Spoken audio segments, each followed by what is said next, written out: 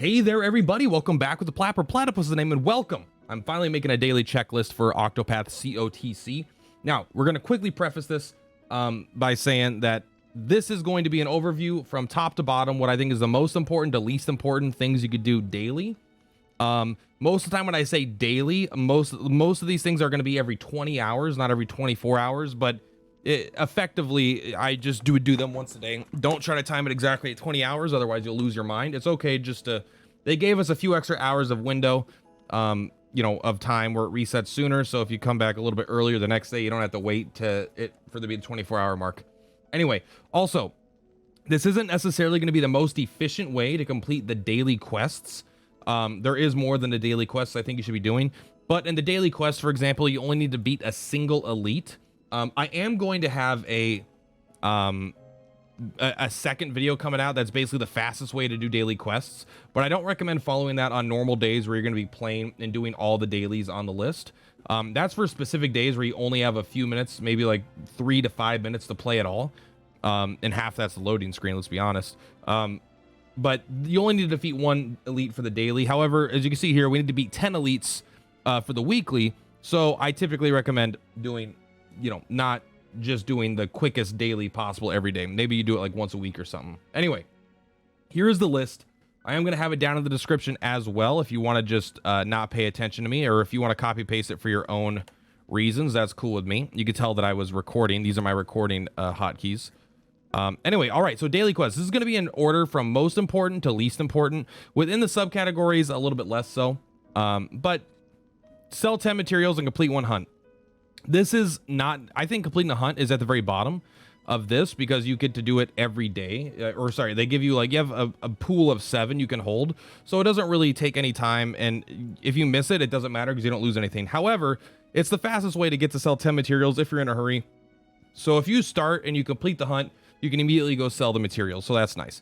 Winning 5 battles. This is going to be done pretty much as you get to the Nameless town because there's 5 battles in the Nameless town right now. Defeating 10 enemies, that'll come a little bit later when you're farming the material. So these are just going to happen pretty much passively. This is more like, because it's a priority list, it's like if you don't do the things on the bottom, these are the minimums you want to make sure to do.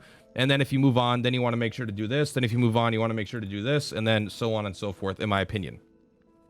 So these aren't going to be too hard. As you complete the list, you will complete these dailies. You don't need to go out of your way to do that other than the exchange. And for the exchange, I recommend, I just usually trade one. I usually pull, a lot of 3 stars. So I just pick one of the 3 stars that I have, and I'll go menu, exchange. I know you can't see it, but I'll just go to like Guidestone Shards, and I will exchange one. There might even be something sometimes I want to exchange things, but I'll just go to something like this, and I don't know. This guy has 54. I might even pick the top sometimes, but just do that. There we go. That objective is complete. We've used the exchange one time today for 5 shards of a single bronze Guidestone. I'm not using the generic ones. I'm using the character specific ones because I like those more. Anyway, so that's the only one you kind of have to go out of your way for. After that, completing the Nameless town. And when I say complete the Nameless town, that means very specifically do the path actions. Maybe I could just keep this right here while I have the game up. Complete the path actions. Collect the resource nodes. I don't even think I included that here. Path actions. Let's do /resource nodes. It'll be off the screen there, but it'll be down below. Resource nodes. So that means, you come to this guy, you talk to him, you beat him up. That's 1 fight already for the 5 fights, by the way. Then you're gonna run up here, talk to this guy. You're gonna get their items basically. They have items that respawn every 20 hours. You go into this house, you get another one. You come over here, you get her 2 experience nuts, and then you farm these resource nodes over here from those trees. And then you're gonna run all the way over here, down there. And then you're gonna talk to the sheep guy, get his fleece, and then you will get harvest each of his 3 sheep, and you will get things like good fleece of remembrance, yada yada. And then that's basically all when it comes to the Nameless town in terms of the path action / resources. Then the 2 things you do here, you do the elites and the Tower of Remembrance elites. So if you go into the Tower of Remembrance, there is a super elite every day. For each zone that they've currently unlocked, the Bonfires of Battle, there's 3 unlocked so far. And so we have 3 mega elites. This is only you can only do this after you've defeated all the elites in a zone. But once you do, you will be able to go in here quickly, bada bing, bada boom. And these are very, very easy fights for if you're later in the stages of the game. And so right there, you fight. I already fought them today. I did my dailies on stream today, but they'll be right there. You fight them. There's 3 of them. I recommend doing those because those are going to be used to upgrade stamp weapons in the future. They can be used kind of now, but they'll be more useful later. Besides that, then we go to I actually think before the Tower of Remembrance, which is why I put Tower of Remembrance below, is you go to these elites. These will give you the sturdy, what is it? The sturdy wood, sturdy stone, sturdy hide, and a where's my cats at? They're being crazy. And a hard wood is currently what's available there. So you go to the Nameless town, you just go to the right, kill all those elites. These are things that are just very important. They don't give you anything necessarily for having them. You might need them in the future, you might not, but at the very least they're memory shards, and memory shards are very good. Memory shards are the most popular way to use the exchange, but basically memory shards are used for upgrading the Nameless town and when they add new content, but it can also be used to buy gold guide stones like so, right? They sell 50 of these a week and 100 of these a week. So I do think the gold guide stones are pretty important to get. That being said, they are kind of difficult to get. They're 10 each, right? And so you have to sell 2 of these resource per, or the hard lumber. I think if you sell the hard lumber, but I don't know if I need it anymore. So I'm just going to hold on to it. Within the next 6 days, I will see how much I get, and then I will buy what I need to buy those every single week, because I think the gold guide stones are pretty darn good. Anyway, so I recommend doing that. That would complete the Nameless town.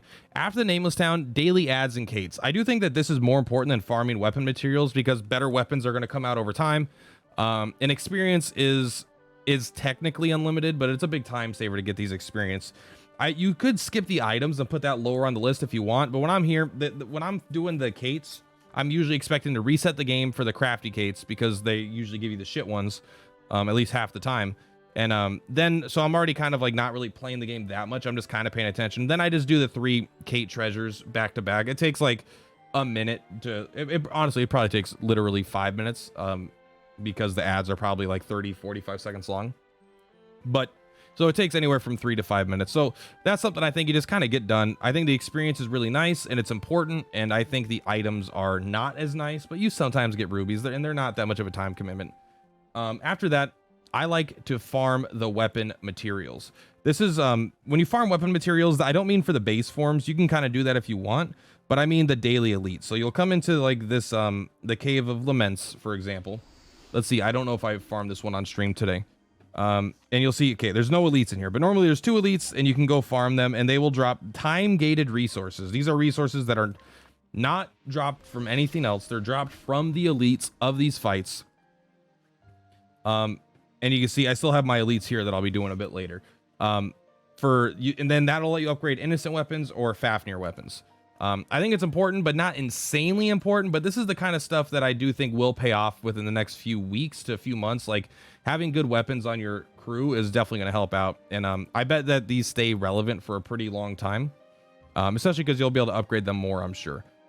After that, these are ones that I definitely think are lower priority, but still things you could do. Go to each town and do the daily path action at the weapon shop. So I don't know if you know this. I mean, because I don't know who I'm talking to. But every town, it doesn't matter where. Let's go to Ripple-Tide, for example, because I like Ripple-Tide. Every single weapon shop has an NPC with a path action in it. That path action of the NPC always resets. So I could include something like going and getting all the nodes throughout the towns also. I don't think that's really that important, but you could add it to the very bottom of the list if that's something that interests you. But each of these NPCs, you come in here, they're not too difficult to grab.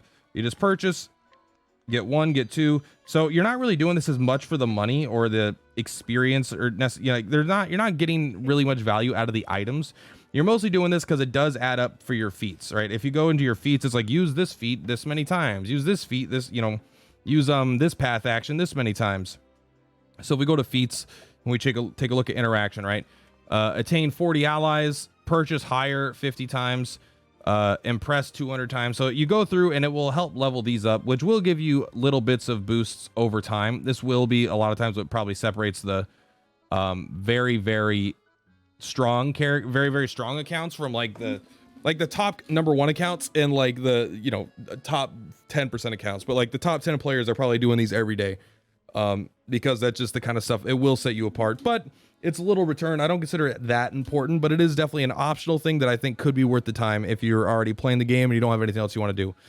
Late game, farm the battle-tested weapons. There are four battle-tested weapon NPCs in the game right now.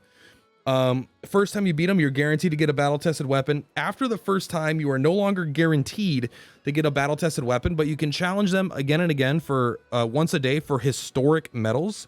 In fact, if I go to who's the closest one, and we'll just go to the one because I know where he's at in Emberglow. But yeah, if you do this one, you will get you get a historic medal. What is that for? I don't yet know, to be honest. I think they're going to be used as a resource to upgrade battle-tested weapons or something in the future. But you could challenge them, each of these 4 characters every day. They're level 85, so they're tough. They're like, even when you could beat them consistently, it's still like kind of a hard fight. Like even though it's like a fight that I win, I think pretty much every time I do it, it's still like not easy, you know. It's still like a difficult fight in a sense where you could lose and I might have to reset if they get like lucky or they burst down a character on turn 1 before I get set up, things like that. But then you also have a chance to drop additional battle tested weapons. So this guy in his loot pool, he has a battle tested bow that you can also get. So I got the guaranteed one. Every day I can get a historic material and a chance for another battle tested bow. So that's definitely more late game stuff, but it's definitely could be worth it. You don't get much experience or money, so you're really doing it for the historic materials, and a chance for a battle-tested bow. Here we go. The last 2, very, very simple. If you're a spender, and in fact, I think pretty much everyone in the game that's spending any amount of money should be doing this. And if you are a spender, you don't want to miss these because they are once a day. Do the once a day 10 paid gems pull. That's $1 a day, so it's $30 a month. But for $1 a day, you do get the basically for $1 a day, you get a guaranteed 5-star every month. And so you get 60% discount on your multis and you get a guaranteed 5-star every month. That's pretty good. So in 3 multis, it's not like ridiculous to get a 5-star in those anyway. I mean, they're individuals, but the rates aren't worse just because you're pulling 1 at a time versus 10 at a time. It might feel worse, like I'm not likely to get a 5-star because the rate's only whatever 4% and I'm only pulling 1 time. Yeah, but you're doing it 30 times, so it's the same exact rates. But then you get that guaranteed 5-star at the end of the month. And again, this says you have to do it every month. If you spend $15 a month, you could do this 15 days, and then the next month you could do it another 15 days to get a up to that 30. So this is just the best thing that I think most people should be spending on. I think it's definitely not even close. This is the best value by a long shot. It's the only time I recommend pulling on general banners, because obviously general banners typically aren't great, but they're adding new characters. You're getting guaranteed 5-stars. Like, just by doing this, you're probably going to end up awakening most of the default 5-stars and other characters that get added, because you're doing a daily pull, right? You know, it means in 100 days, I'm doing 100 pulls, essentially. So I do think that this is worth it outside of spending money on the banner in general. But last but not least, last but also least, just make sure to check the mail daily. I think most people do, but I know people have had issues with Kate Scholar not giving a mail. I think if you don't check the mail, and mail will eventually expire, just go in here, click the mail, then log out. And that's going to be it for the video. Hopefully this daily checklist makes sense. If there's anything that you think I should have in here that is not, let me know. This is a general overview of everything that I considered important, and I was kind of keeping track of what I do as I play the game. This is going to be in the description down below, so you will be able to copy and paste it onto your own notepad or Word document, whatever, if you want. Make your own checklist if that's what you want. Otherwise, you can just kind of look at this and do that. Anyway, guys, much love. Purplatypus is Purplatypus. I will see you in the next video. Peace out.